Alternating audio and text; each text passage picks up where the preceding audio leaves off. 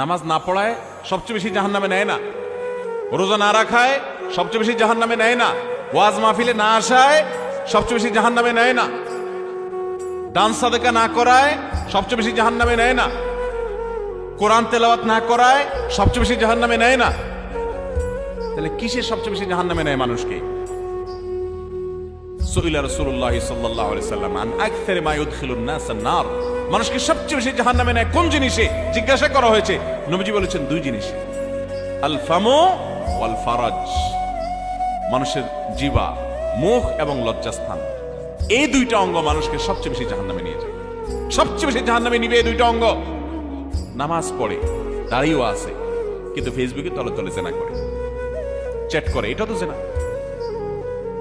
মানে সে কারোর প্রতি আসক্ত, হারাম রিলেশন হয়ে গেছে, এটা মহামারীর আকার ধারণ করেছে। সবচেয়ে বেশি মানুষ জাহান্নামে যাবে এই পাপের কারণে, অপরাধের কারণে।